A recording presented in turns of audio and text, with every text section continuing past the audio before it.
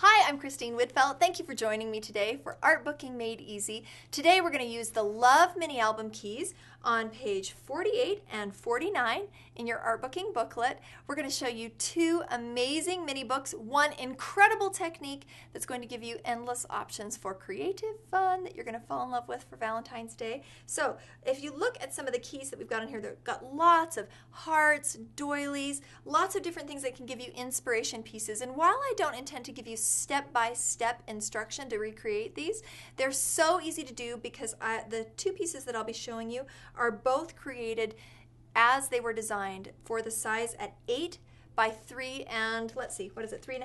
Yep, 8 by 3.5. So let's first look at this piece, and I'm going to give you a quick walkthrough, and then I'm going to show you a few different elements in it. So haven't really deviated from any of the sizes, just cutting those pieces at 8 inches and using a very Valentine's color scheme. You can see that I've really stayed true to a lot of my silver glitter and lots of different pinks, some hollyhocks, some blush, cute broadbent family. Love you, Jill. All those cute broadbent kids. Here, let's take a quick pause. You can see that if I were to cut my flowers here, sized at 8 inches, this is the size that they would be produced at.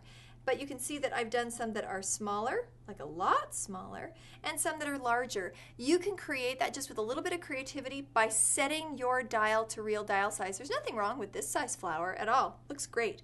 But if I want to create a cluster like what I've created here, just cut 2 or 3 or 4 or 5 flowers, cluster them together, make sure you use real dial size. This is actually bound with some baker's twine, which makes a great book binding that's also not very bulky. And it comes in so many different colors that it's just a really great way to tie that book together. Look at how we've introduced just a little pop of Gold Rush in here in the Sarita paper pack. Kind of fun and different for Valentine's Day look. And that's my Valentine's version. Now I want to show you kind of a really trendy version. I think you're going to love this, and I'm going to show you one of my favorite techniques in it. So let's look at it really closely here. Look at this beautiful ombre look on the cover. That's what I'm going to show you a little bit of. It's done in a very spare, trendy style that emphasizes that white. Look at these fun paint splotches. They might look a little hard to do, and they might actually even look like stamped images because they've got such a wacky shape. Well, they're not. There you go. There's that ombre technique a couple of times. Let me also point out this fun heart-shaped page. You can do either just one cut. When you cut on the Cricut on these 48 and 49, you're going to see this cut. It is not one heart cut in half. The shape that you'll cut is this half a heart, so I've simply cut 2 of them and arranged them back to back. You can do 1 or 2, whatever your project suits, but I liked 2. Even this overlay piece uses that ombre technique, starting from dark to light. You can see that it works in any color, works on virtually any icon. It's really easy to do. Here I've done it on the base page, and even on the little banner is done ombre style, so it's kind of a unifying theme to have that ombre look. And here's some more of my fun paint splatters done in honey. And in fact, honey is the color that I'm going to be showing you how to do this technique in. So I've got my 8-inch piece by 3.5, and so this would be one of the pieces that I would cut to make my book. I'm going to turn it sideways just because that's easier for me to work with. Now I've taken just a treat cup. You can use anything that you want to hold that will allow you to mix your magic in. Okay, so in here I've got about 10 drops of reinker and then a couple tablespoons of water. You definitely want to dilute your reinker, but not too much, otherwise you're going to make your paper very wrinkly as you water it down. Now I'm going to put my sponge dauber into that water and reinker mix, making sure that it's really mixed well together.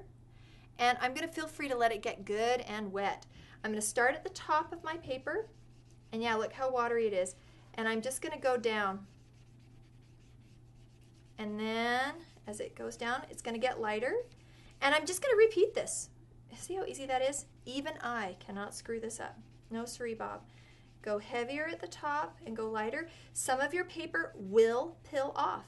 It'll pill right and roll off, but you can just continue to pull it down, pull it down, pull it down, and it'll get lighter and lighter as you go down. You can add as many coats. That's why the dilution doesn't really matter of the reinker to the water.